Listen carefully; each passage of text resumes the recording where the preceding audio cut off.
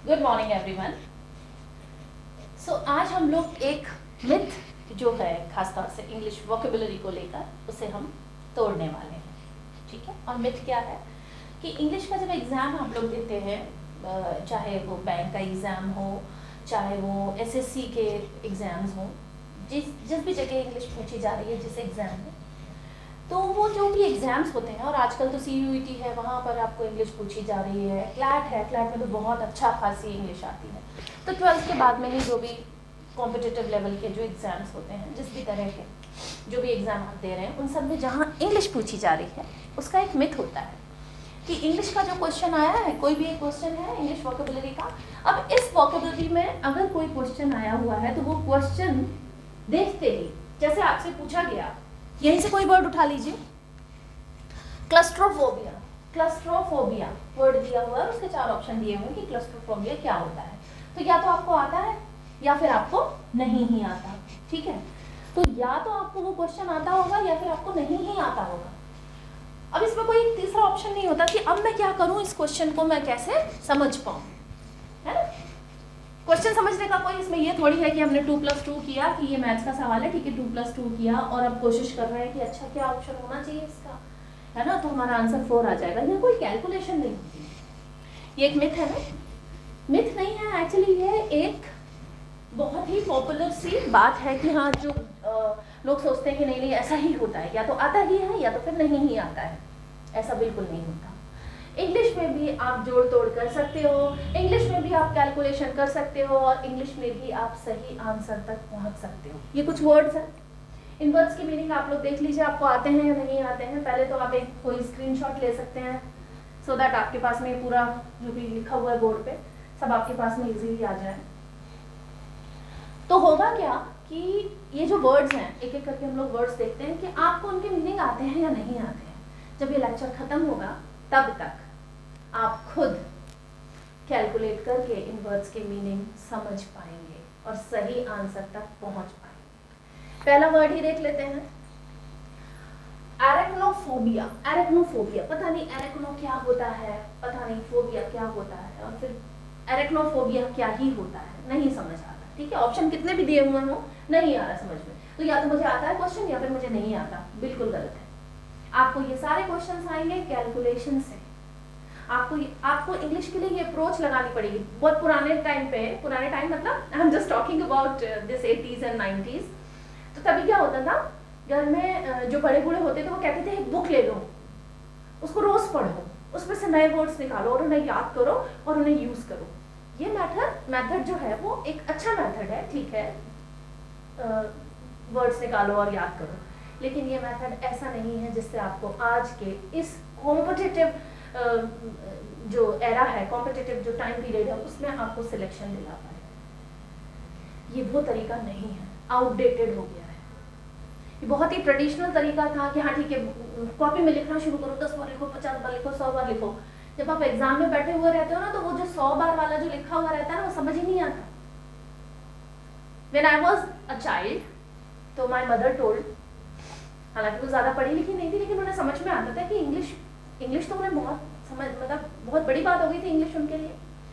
तो उन्होंने बोला कि तुम एक काम किया करो, तुम इसको लिखा करो कॉपी में। कॉपी में लिखना शुरू किया। फिर जब पापा को छुट्टी मिलती थी संडे को, तो पापा को मम्मी बोलती थी कि अब पढ़ो, इससे पूछो इसने कितना पढ़ लिया है, इसने कितना याद कर लिया वो इंग्लिश के वर्ड्स।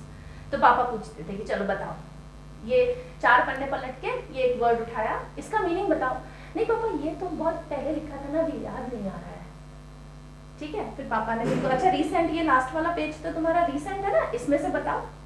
तो लास्ट वाले में से एक वर्ड उठाया और वर्ड पूछा कि अच्छा इसका बताओ, क्या मीनिंग होता है इसका। अच्छा नहीं, वो देखो मैंने पढ़ा तो था, पापा मैंने लिखा था इसको कहीं, और लिख के अभी कुछ याद नहीं आ रहा है। नहीं मैं बता पाऊंगी। और अच्छा ये होता है क्या, इसका मीनिंग चाइल्डहुड होता है क्या, देखो आप ऑप्शन में नहीं। फिर पापा ने बोला नहीं, चाइल्डहुड तो नहीं होता इसका मीनिंग, वर्ड का मीनिंग नहीं, ऐसा कुछ याद तो आ रहा है। अब वो याद आ रहा है, इतनी बार लिखा, 10 बार लिखा, 50 बार लिखा, इतने सारे वर्ड्स याद होते हैं क्या? नहीं। एक स्मार्ट वे क्या है, आप रूट वर्ड समझ लो कि रूट क्या है, इस वर्ड की जो रूट है वो रूट क्या है यहाँ पर, अगर आपको रूट समझ में आ गई तो आप बहुत सारी चीज़ें समझ पाओगे। देखिए पहला जो वर्ड है एरेक्नोफोबिया, आई एम सो सॉरी, एरेक्नोफोबिया पहला वर्ड है। दूसरा है क्लस्ट्रोफोबिया, तीसरा हाइड्रोफोबिया, देन पीडोमीटर है आपके पास में, पैरालीगल वर्ड आ रहा है, पैरानॉर्मल एक वर्ड है, कन्फर्म एक वर्ड है। कन्फर्म अलग होता है, FIRM कन्फर्म वो एक अलग बात होती है, ये कन्फर्म है। कन्फर्म, रीनैक्ट, ठीक है, ईगोमैनियक, फिर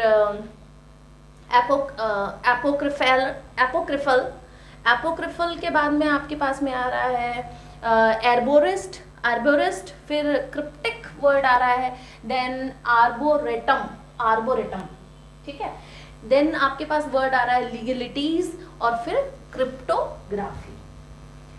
इनमें से कितने वर्ड्स आप समझ गए? कितने वर्ड्स के मीनिंग आते हैं आपको?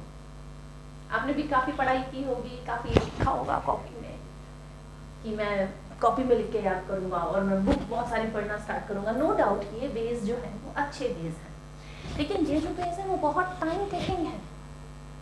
आपके पास में बड़ा सा सिलेबस होता है और छोटा सा टाइम होता है, तो इस बड़े से सिलेबस को छोटे से टाइम में कैसे कवर करेंगे? उसके लिए स्मार्ट तरीके अपनाने होंगे। आजकल आपने देखा होगा मैथ्स में बड़े स्मार्ट तरीके हैं, बिल्कुल शॉर्टकट बताते हैं कि ये शॉर्टकट है और ऐसे आपको आंसर मिल जाएगा, ठीक है। रीजनिंग में बड़े स्मार्ट तरीके हैं, तो व्हाई नॉट इंग्लिश में वो स्मार्ट तरीकों का इस्तेमाल क्यों नहीं किया जाए? आज के इस लेक्चर में हम लोग यही करने वाले हैं, ठीक है। तो एरेक्नोफोबिया, ये जितने भी, अब एक इनमें से हम ढूंढेंगे क्या रूट वर्ड्स, ठीक है। हर वर्ड में एक रूट वर्ड ढूंढेंगे। रूट वर्ड मतलब ऐसा एक वर्ड जो कि रूट है और उसका एक मीनिंग होगा, और उस वर्ड से हम उस रूट से जो रूट का जो मीनिंग है अगर हमें वो पता चल गया तो हम आगे बहुत सारी चीज़ें अपने आप समझ लेंगे और वर्ड्स के मीनिंग समझ लेंगे। देखिए वोकैबुलरी के जो क्वेश्चंस आते हैं, आपकी बिल्कुल सोचना बंद कर दीजिए कि आप कितने बहुत प्रैक्टिस करेंगे और प्रैक्टिस करेंगे, ये इतना लंबा टाइम हो जाएगा जब तक तो सिलेक्शन जिनको लेना होगा वो ले चुके होंगे। तो स्मार्ट तरीका ये है कि आप रूट वर्ड समझें, एक रूट वर्ड से आपके बहुत सारे वर्ड्स कवर होते हैं। अब पहला वाला जो है एरेक्नोफोबिया, इसमें अगर इस फोबिया पर हम नजर डालें तो ये फोबिया इसका रूट वर्ड है, और फोबिया का मतलब होता है डर, फियर, किसी चीज से डर, वो फोबिया है। अब हमारे पास में रह गया एरेक्नो को तो पता लगा लेंगे कि क्या है।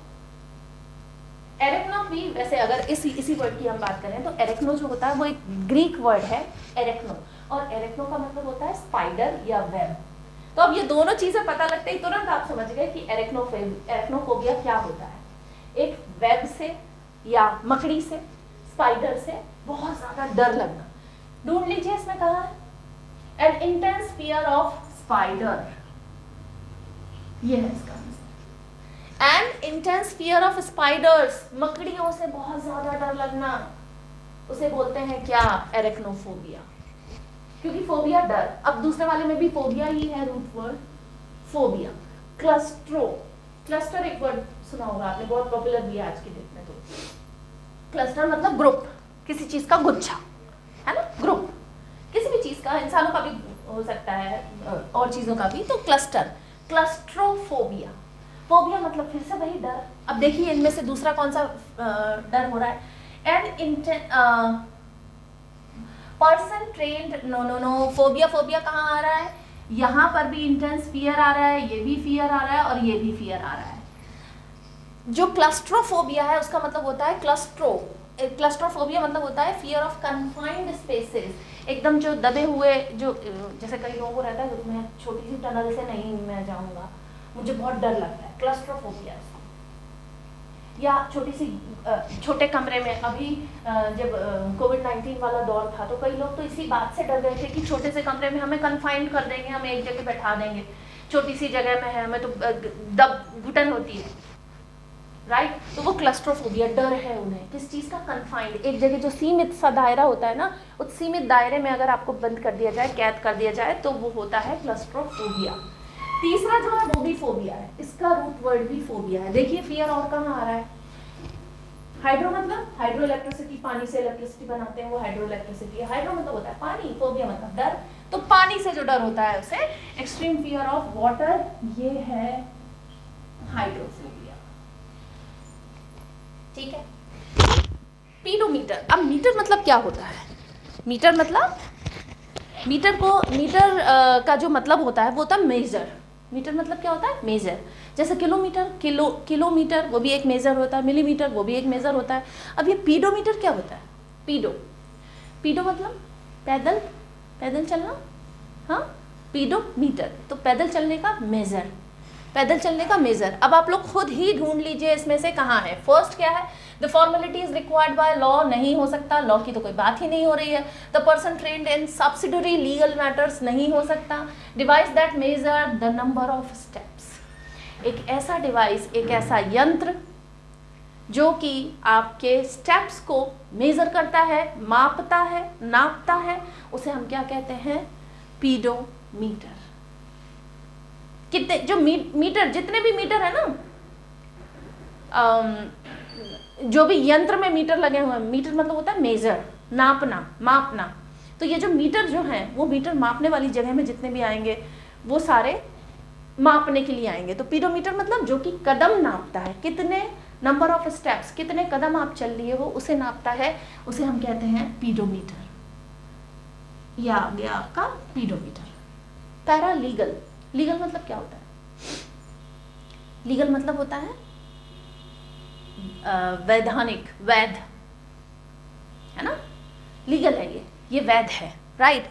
यहाँ पर भी आप देख सकते हैं legal, although I did not write down legal over, या legal related to the law से संबंधित लीगल होता है। और जो वैध, जो विधि से संबंधित, विधि मतलब जो भी लॉ है विधि से संबंधित होता है उसे वैध बोलते हैं। तो लीगल मतलब होता है वैध, ठीक है।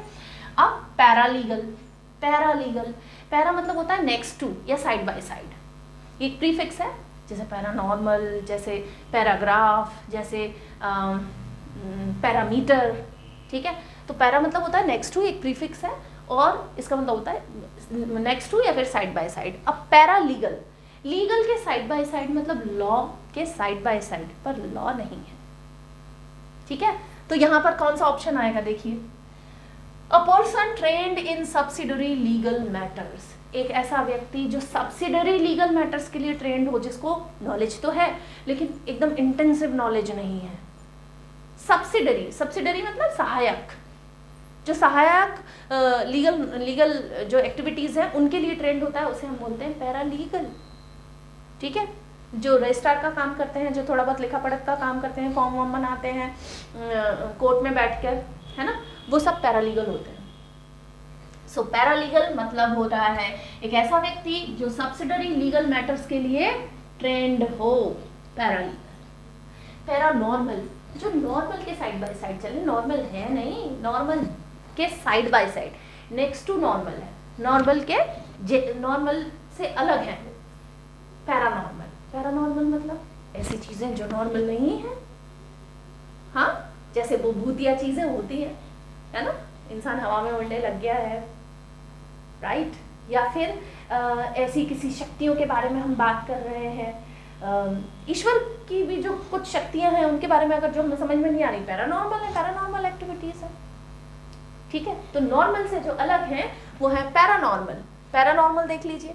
The formality is required by law तो इस पे है ही नहीं, यहाँ तक हो चुका है। सेल्फ सेंटर्ड एंड सेल्फिश नहीं है, art of solving codes and ciphers नहीं है, doubtful authenticity, specialist in the care maintenance of trees, mysterious to compile with rules. Paranormal I did not write down, I am writing down over here, ठीक है। This would be paranormal, मतलब the events which could not be understood. Paranormal एक ऐसी चीज है जो normal नहीं है, जो समझ में नहीं रहेंगी, which are not normal, which are not normal or typical or usual, normal या फिर usual, जो usual नहीं है, जो नॉर्मल नहीं है, तो उन्हें हम बोलेंगे पैरानॉर्मल, ये 6 हो जाएगा, राइट। कन्फर्म मतलब क्या होता है?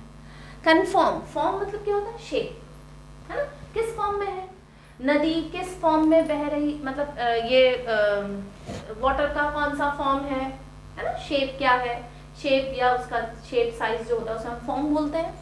तो कन्फर्म मतलब क्या होता है, कन्फर्म देख लेते हैं, चलिए। सेल्फ सेंटर्ड, सेल्फिश नहीं आएगा। Art of solving codes and ciphers, doubtful authenticity, specialist in the care and maintenance of trees, mysterious, comply with rules. Confirm, confirm, comply with rules, right. Confirm को अभी हम लोग एक बार छोड़ देते हैं, because this confirm at last we will do this confirm, let it be, ठीक है। रीनेक्ट, एक्ट मतलब क्या होता है, एक्ट मतलब I have written down over here, नहीं लिखा हुआ है यहाँ पर, crypto, ego, form, legal, matter, ठीक है, एक्ट नहीं लिखा है। एक्ट मतलब कोई कार्य करना, एक्टिंग, ठीक है। एक्टर जो अभिनय करता है, दैट इज एक्ट। तो एक्ट से बना हुआ रीनेक्ट एक वर्ड बना हुआ है, ठीक है। Reenact, reenact is also not written over there, इसको भी एक बार ही छोड़ना पड़ेगा। I will come at the end, right. Reenact, reenact भी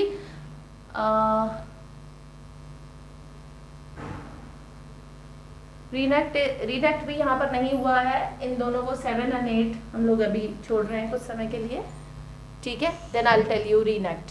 ego, ego maniac, ego maniac, ego मतलब क्या होता है, आई, है ना, मैं, अहम, ego, egoistic, ego maniac. Maniac मतलब थोड़ा सा पागलपन टाइप का, राइट। ईगो मतलब आई, अब ढूंढिए इसमें, सेल्फ सेंटर्ड एंड सेल्फिश।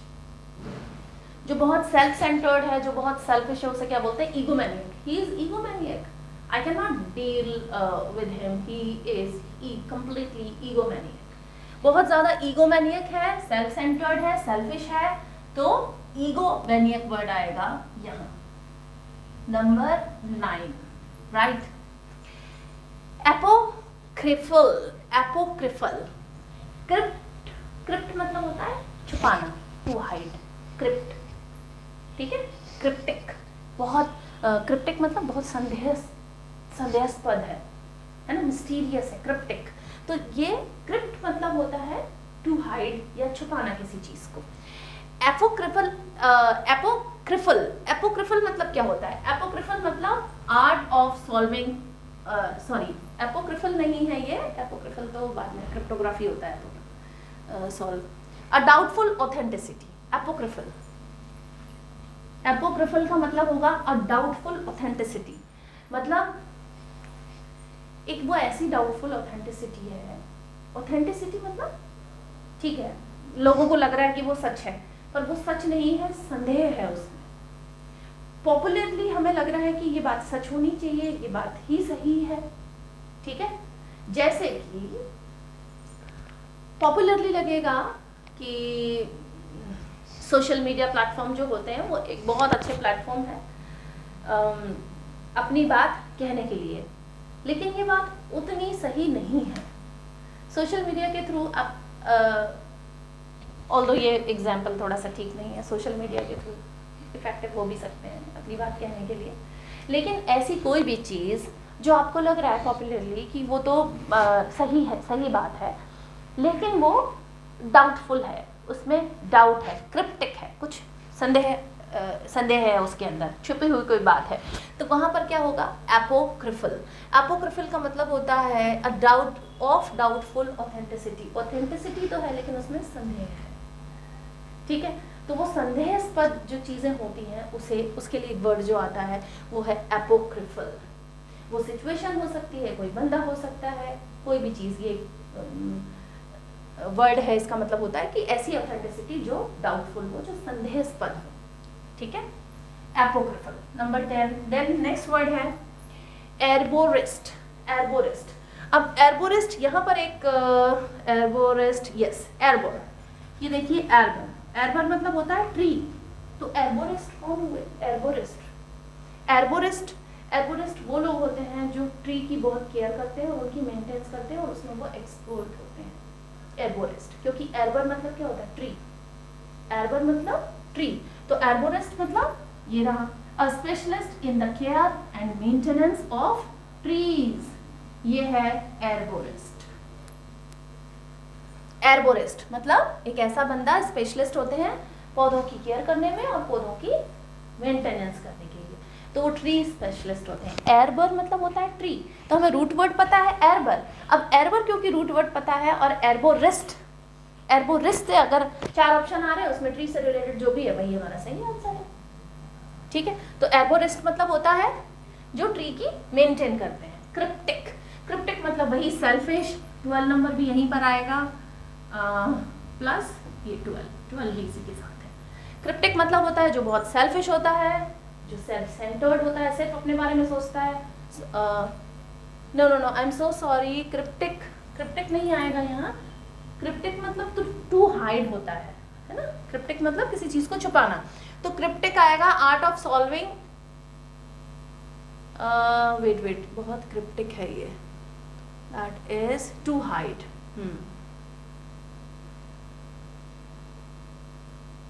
या ओके, लेट इट बी। इस 12 को भी हम लोग छोड़ते हैं, ये 12 हम लोगों ने छोड़ा हुआ है, confirm and 8। I am coming at last, I am coming this cryptic as well.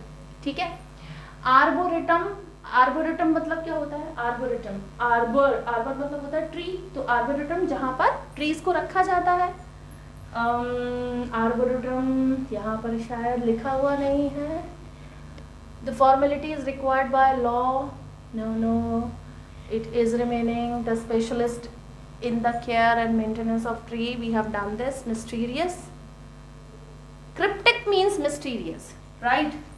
Cryptic means, crypt मतलब होता है to hide and cryptic means mysterious, जो छुपा रहा हो कुछ, जिस पे कोई रहस्यमयी सी कोई पर्सनालिटी हो या कोई जगह हो या कोई काम हो, तो क्रिप्टिक है।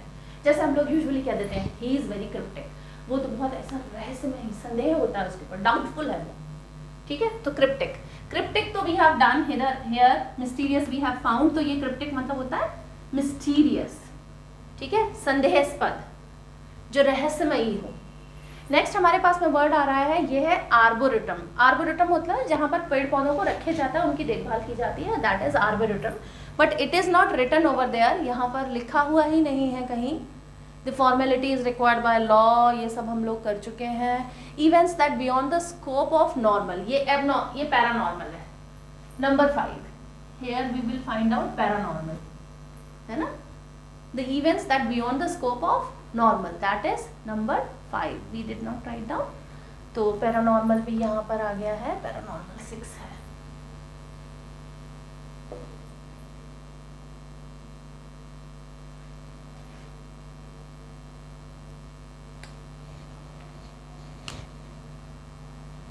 Paranormal beyond the normal, this would be 6। ठीक है, 7 and 8 are remaining. Okay, legalities, legalities, legal, legal मतलब क्या होता है? वैध।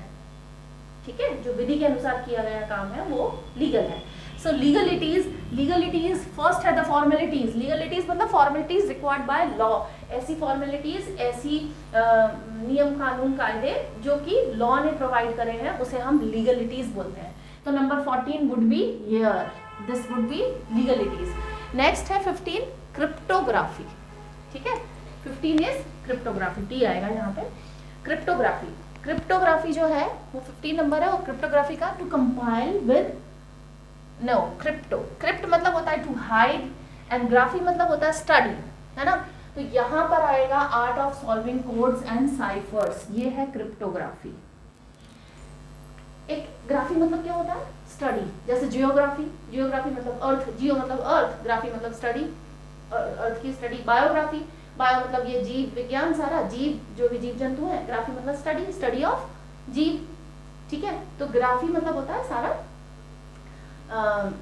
स्टडी। यहाँ पर भी क्रिप्टो, क्रिप्ट मतलब हमने देखा टू हाइड, छुपाना, रहस्य, डाउटफुल, ये जो क्रिप्ट वाला मामला रहता है। ग्राफी मतलब होता है स्टडी, तो स्टडी किस चीज की? सॉल्विंग कोड्स, कोड्स छुपे हुए रहते हैं। साइफर मतलब ये भी कोई गुप्त चीजें, कोई छुपी हुई चीजें होती हैं, उसे भी साइफर बोलते हैं। ठीक है, साइफर्स, जो कोड्स और साइफर्स हैं उन्हें डिकोड करना, उसकी स्टडी जो होती है वो होती है क्रिप्टोग्राफी। 15 तो ये रूट वर्ड, इसमें रूट वर्ड क्या है, क्रिप्टो भी है, ग्राफी भी है, दोनों ही रूट वर्ड है।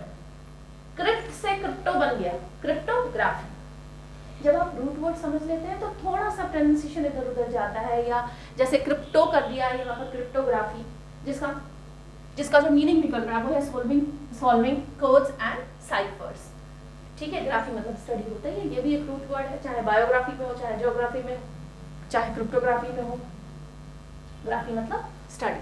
ठीक है, अब क्या रह गया हमारा 12 यहाँ कंफर्म हो गया है। टू कंप्लाई विद रूल्स, ये है confirm, to comply with rules. Confirm मतलब जो रूल्स एंड रेगुलेशंस हैं उनके लिए बाध्य कर देना, उनके अनुसार काम करना, वो मतलब होता है कंफर्म का। यहाँ पर फॉर्म मतलब शेप लाना, किसी चीज का फॉर्म मतलब होता है शेप, और कंफर्म पूरा का पूरा जो वर्ड बनता है जिसका रूट वर्ड जो है फॉर्म, उसका मीनिंग आता है टू कंप्लाई विद रूल्स। रीनैक्ट एक रह गया है, रीनैक्ट का यहाँ पर कुछ भी लिखा हुआ नहीं है, right. So I am writing down रीनैक्ट।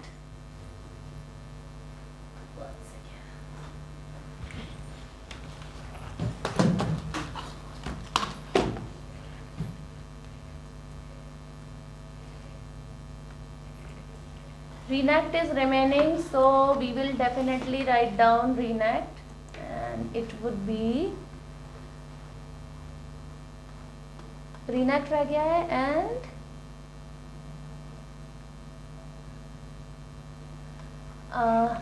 yes, we have done this comply with rules number 7, that is conform. Okay. Okay. So conform we have done, ये conform का नंबर 7 आएगा। to comply with rules मतलब rules के अनुसार चलना, और reenact act मतलब होता है कुछ अभिनय करना। reenact मतलब कोई हिस्टोरिकल इवेंट है या कोई भी इवेंट है, कोई पुरानी कहानी है, उसको आपने एक्ट करके दिखाया है, तो दैट इज नोन एज, इस वर्ड का मीनिंग जो होता है वो होता है reenact।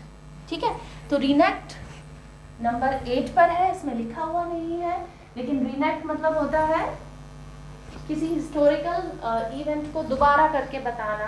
ठीक है, दोबारा से प्रस्तुत करना एक्टिंग के थ्रू, तो दैट इज नोन एज रीएनेक्ट। तो ये कुछ वर्ड्स हैं जिनमें से हमने रूट वर्ड ढूंढा, और रूट वर्ड ढूंढ के हमने उनके मीनिंग निकालने की यहाँ पर कोशिश की है, राइट।